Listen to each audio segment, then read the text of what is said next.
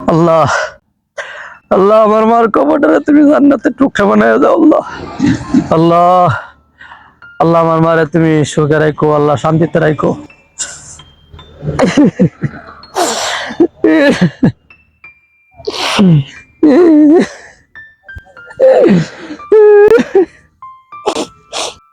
আরে এই ছেলেটা কবরের পাশে 2-4 দিন পরে পরে কান্নাকাটি করে দেখি। 1 বছর হয়েছে ছেলেটার মা মারা গেল, আর কালি কান্নাকাটি করে। এই ছেলেটা কানতে কানতে তো আসলে শেষ হয়ে যাইব, যে অবস্থা হয়েছে। আর একদিন আসলে জিগাইলো মনে হয় ছেলেটারে যে আচ্ছা তুমি এত কান্নাকাটি করো, বিষয়টা কি তো আমারে খুলে বলো তো। আচ্ছা আজকে একটু জিজ্ঞাসা করেছে নি ছেলেটারে বললা। এই এই ছেলে, তুমি খালি এই যে কান্নাকাটি করে তোমার জীবনটা শেষ করতেছো, ওই সময় যদি তোমার মারে তুমি সঠিক চিকিৎসা করতে তাহলে আসলে তোমার মা মরতো না। এখন আর কান্নাকাটি করলে কি লাভ হইব? ঠিক সময়ে সঠিক চিকিৎসাটা যদি তুমি করতে তাহলে আজকে আর তোমার এই কবরের পাশে নিয়ে তো কাঁদতে হতো না। আচ্ছা, সঠিক সময়ে সঠিক চিকিৎসা যে করবা মার, সেই অত্যবিত তো আমার নাই, আসিন না। তোমার মার তো শুনছি, তোমার মার যে বাবার বাড়ি এখানে অনেক অর্থবিত্ত ওনার বাবার, তাহলে কি ওরা তোমাকে সহায়তা করছে না?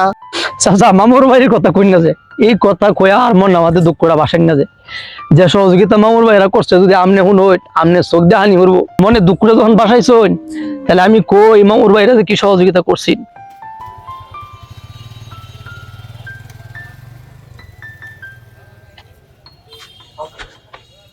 স্যার আমার ফাইলটা যদি একটু দেখতেন স্যার।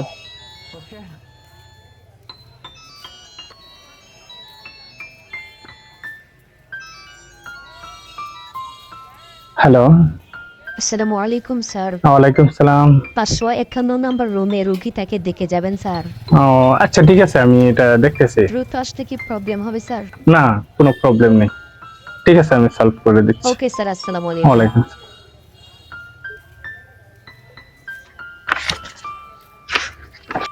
রুগী আপনার কি হয়? স্যার রোগী আমার মা। মা, ওকে। আপনার মায়ের অবস্থা তো খুব খারাপ, খুব জটিল অবস্থা। আপনার মাকে বাঁচানোটাই একটা ভীষণ কঠিন হয়ে দাঁড়াচ্ছে।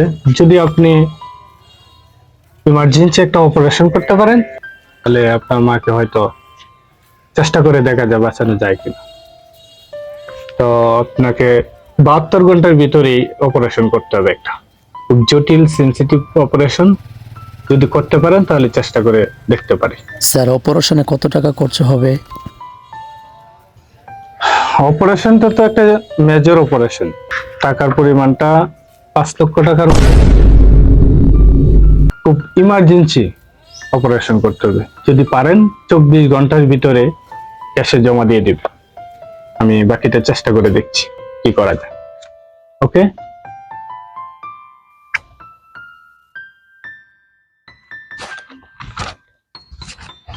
কি আপনি দাঁড়িয়ে আছেন কেন? কোনো সমস্যা? স্যার আমি খুব গরিব মানুষ, তো একটু ডিসকাউন্ট করলে আমার মা চিকিৎসাটা সুন্দর করে করতে পারতাম স্যার, একটু দেখবেন। এটা তো মেজর অপারেশন, টাকার পরিমাণটা কিন্তু খুব বেশি বলিনি, তবে দেখি আপনার জন্য কি করতে পারি। ওকে, ঠিক আছে। বাজিদ সাহেব যান, আপনি টাকা নিয়ে আসেন। আপনাকে 50,000 টাকার মতো ডিসকাউন্ট করে দেওয়া হয়েছে। দ্রুত টাকা ব্যবস্থা করেন, আমি এদিকে ব্যবস্থা করছি। আলহামদুলিল্লাহ, জি স্যার ঠিক আছে, আমি 24 ঘন্টার ভিতরে ক্যাশে টাকা জমা দিয়ে দিতেছি। আপনি একটু কষ্ট করে আমার মায়ের খেয়াল রাখেন। তো জি স্যার। Thank you. 5 লক্ষ টাকা আমি আমার মায়ের জন্য কোত্থেকে মিলাবো? আমার তো মামার বাড়ি ছাড়া আর কোনো ভরসা নেই।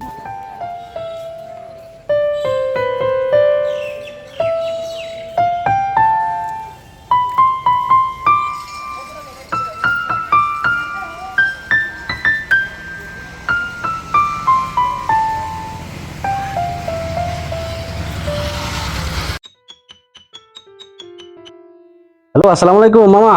ওয়ালাইকুম সালাম। তোমার আব্বা কই? হ্যাঁ বাবা বাইরে বসে রয়েছে আর কি, বাতাস খাইতেছে, কারেন্ট নাই তো। হ্যাঁ হ্যাঁ দিতেছি, আমি দিতেছি। বাবা এই যে মামা ফোন দিছে। আসসালামু আলাইকুম। হ্যাঁ ওয়ালাইকুম সালাম। শালা নাকি? হ্যাঁ, জমিটার কথা যে কইছিলাম, জমিটার দাম হইলো 40 লাখ টাকা। বুধবারের ভিতরে দলিল দলিল করা লাগবো। শুনো, তোমার দোলা ভাই এত কিনবি না, বুধবারই দলিল হবে। এরকম 20-40 লক্ষ টাকা সব সময় তোমার দোলা ভাই দয়া করতে হয়। আচ্ছা ঠিক আছে, বুধবারে দলিল করিয়া শেষ করে দেওয়া লাগবো। ঠিক আছে, রাখতে দেই। হ্যাঁ আচ্ছা আচ্ছা রাইখে দাও। হ্যাঁ এই কথাই রইল। আচ্ছা আচ্ছা। ওই তো মামা বসে রয়েছে। আল্লাহ তুমি একটু রহম কইরো। আসসালামু আলাইকুম। মামা ভালো আছেন? হ্যাঁ ভালো, তুমি ভালো আছো? বালা আর আছি কই মামা, খুব খারাপ অবস্থা যাইতেছে। আম্মার অসুখ অনেকদিন ধরে, হসপিটালে ঘুরতেছি। এল্লা মানুষ, আমি তো আর কিছু বুঝি না। আব্বাও তো মরে গেছে, আপনারা খোঁজ খবর লইতেছেন না, তাই আমি বালা কি বাতা হে করি। ও তো তা বংশ আলাপ করা লাগতো না, কি তার লাগি আইছো সেই হাসা কথাটা আমার বাদ কর বেটা। তো বুড়া এগারা তো ফেসায় ফেসায় তো আলাপ করছ কথা লাগে। এটা লাগে আইসো, অতটা ভঙ্গি সঙ্গি না করে কয়ে লাও হাসাটা। আইসো তো কোনো উদ্দেশ্য লই আই, এটা তো জানি আমরা। আমার মা হসপিটালে ভর্তি, 24 ঘন্টার ভিতরে 5 লাখ কোটি টাকা জমা দেওয়ার লাগে। একটা অপারেশন আছে, অপারেশনটা না করালে মা বাঁচতো না। এলেগে আইসি মূলত আমার কাছে। তার কাছে হার কি গাছ লাগাই তুইছি নাকি? আব্বা দেখছো মতলবটা? হ্যাঁ। মতলবটা লই আইছে দেখছো? তুই কয়দিন হয় ওরা যে একটা উজুহাত কই আমার বাড়া তাই হস। মামা আমার এই হয়েছে, মামা আমার কি হয়েছে, মামা আমার মার অসুখ, মামা আপনি আমার দেহা দোয়া আনলে আমার মা বাঁচতো না। তুই ভাবছ এবার কইলে আমি তোরা টিহা জ্বালবাম, বংশটা একটু কামাই করি। আমার বাচ্চা মামা মামা এই কথা কইলে না মামা, এই কথা কইলে আমি আমার মারে গিয়ে বাঁচাই। মামা হসপিটালে ভর্তি করে তুইছি, 5 লক্ষ টাকা দরকার। ওরা আপনার বাড়া তাইছি, আমার আর কোনো বড় সমস্যা নাই। না আমার মা বাঁচতো না। একটা কথা কবার কতবার 100 বার কইছি যে আমার কাছে কোনো টাকা নাই, এরপরে ওই কথা করতে গেলি তা কি গাছের পাতা নাকি জান মালিক হয়ে দেবো তোরা জ্বালবো আমি?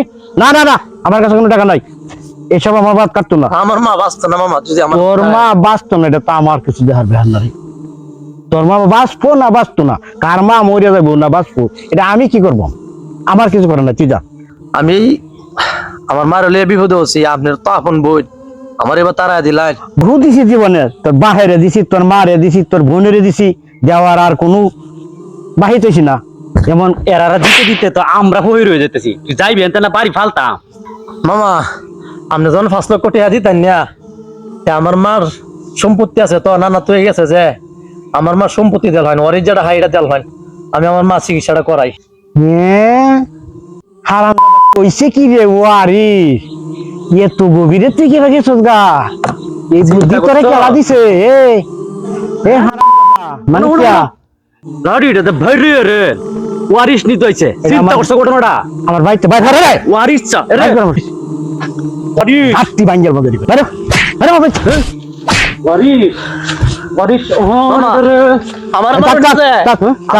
আর কোনদিন আইবে আইবে আর কোনদিন আর আইবে আর আমরা বাড়ি দেখি আমি দেখতেছি বস বস ওয়ারিশ করে ওয়ারিশ আই দে আজ যা এই গেলে যা আর জেনে আমার বাড়ি না দেখি কোনদিন তেলকে আ করে এটা দিও।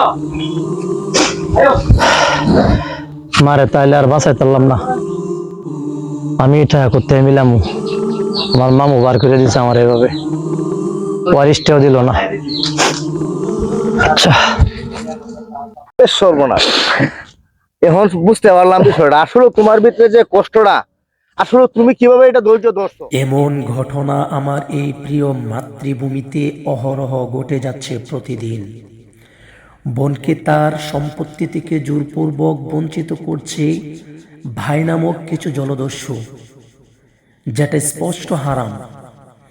এ বিষয়ে নবীজি সাল্লাল্লাহু আলাইহি ওয়াসাল্লাম বলেছেন, যে ব্যক্তি অন্যায়ভাবে এক বিগত জমি দখল করলো, কিয়ামতের দিন ওই জমির 7 তবক পরিমাণ তার গলায় বেরি আকারে পরিয়ে দেওয়া হবে।